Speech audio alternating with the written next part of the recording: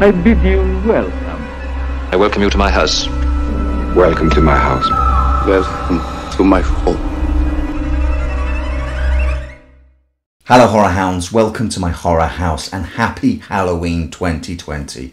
It has been quite the year, but I did not want to let this most special of days pass without doing a little something for the channel. So I'm going to be reciting Edgar Allan Poe's The Raven and just hope I do it justice.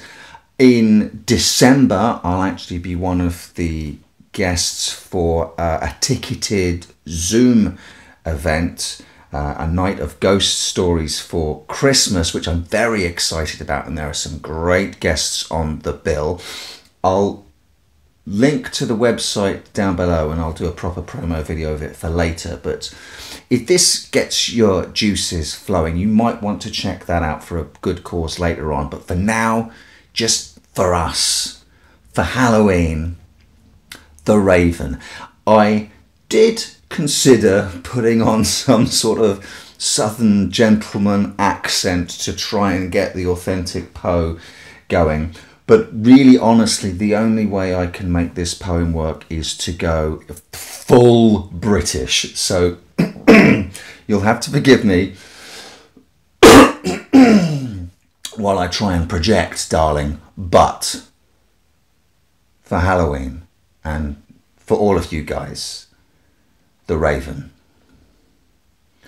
Once upon a midnight dreary, while I pondered weak and weary over many a quaint and curious volume of forgotten lore, while I nodded, nearly napping, suddenly there came a tapping as of someone gently rapping at my chamber door.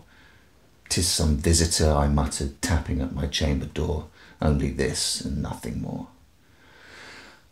Distinctly I remember it was in the bleak December, and each separate dying ember wrought its ghost upon the floor. Eagerly I wished the morrow, vainly I had sought to borrow from my books surcease of sorrow, sorrow for the lost Lenore, for the rare and radiant maiden whom the angels named Lenore, nameless here for evermore. And the silken, sad, uncertain rustling of each purple curtain thrilled me, filled me with fantastic terrors never felt before, so that now, to still the beating of my heart, I stood repeating, "'Tis some visitor entreating entrance at my chamber door, some late visitor entreating entrance at my chamber door. This it is, and nothing more." Presently my soul grew stronger, hesitating then no longer. "Sir," said I, "or madam, truly your forgiveness I implore, but the fact is I was napping, and so gently you came rapping, and so faintly you came tapping at my chamber door, that I scarce was sure I heard you. Here I opened wide the door. Darkness there, and nothing more."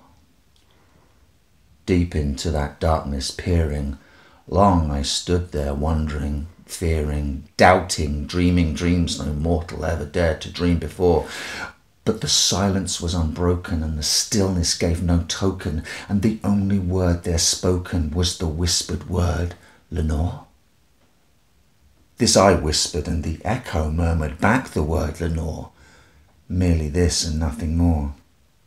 Back into the chamber turning, all my soul within me burning, soon again I heard a tapping, somewhat louder than before. "Surely," said I, "surely that is something at my window lattice. Let me see then what thereat is, and the mystery explore. Let my heart be still a moment, and this mystery explore. 'Tis the wind and nothing more." Open here I flung the shutter, when with many a flirt and flutter in there stepped a stately raven of the saintly days of yore.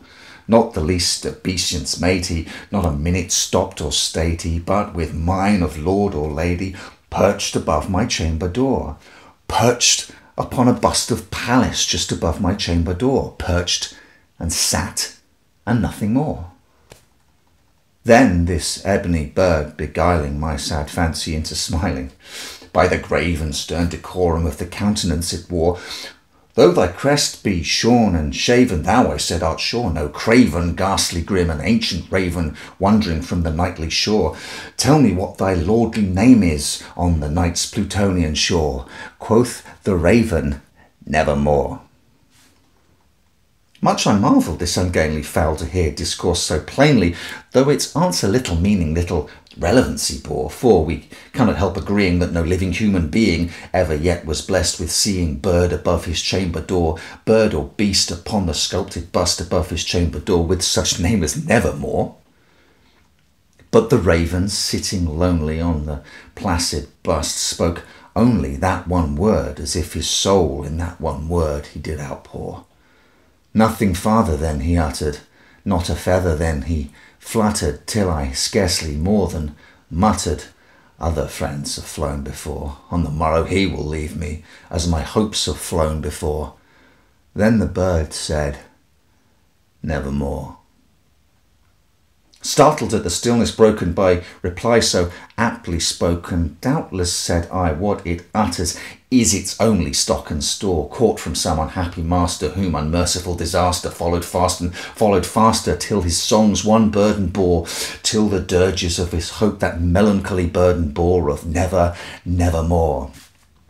But the raven still beguiling all my fancy into smiling, straight I wheeled a cushioned seat in front of bird and bust and door. Then, upon the velvet sinking, I betook myself to linking fancy unto fancy, thinking what this ominous bird of yore, what this grim, ungainly, ghastly, gaunt and ominous bird of yore meant in croaking nevermore.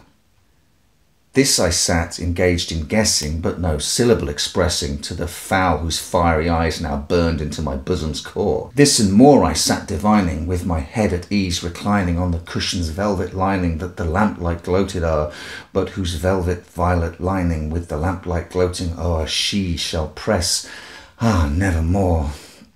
Then methought the air grew denser, perfumed from an unseen censer, swung by seraphim whose footfalls tinkled on the tufted floor. Wretch, I cried, thy God hath lent thee, by these angels he hath sent thee, respite, respite, and nepenthe from thy memories of Lenore. Quaff, oh quaff this kind nepenthe, and forget this lost Lenore. Quoth the raven, nevermore. Prophet, said I, thing of evil, prophet still, if bird or devil, whether tempter sent or whether tempest tossed thee here ashore, desolate yet all undaunted, on this desert land enchanted, on this home by horror haunted, tell me truly, I implore, is there balm in Gilead? Tell me, I implore. Quoth the raven, nevermore. Prophet, said I, thing of evil, prophet still, if bird or devil, by that heaven that bends above us, by that God we both adore, tell this soul with sorrow laden, if within the distant Aidenn it shall clasp a sainted maiden whom the angels named Lenore, clasp a rare and radiant maiden whom the angels named Lenore. Quoth the raven, nevermore. Be that word our sign of parting, bird or fiend, I shrieked upstarting, get thee back into the tempest and the night's Plutonian shore.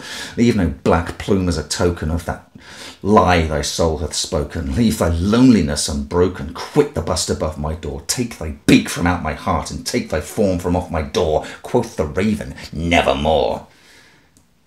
And the raven, never flitting still, is sitting on the pallid bust of Pallas just above my chamber door, and his eyes have all the seeming of a demon's that is dreaming, and the lamplight o'er him streaming throws his shadow on the floor, and my soul from out that shadow that lies floating on the floor shall be lifted nevermore. Happy Halloween.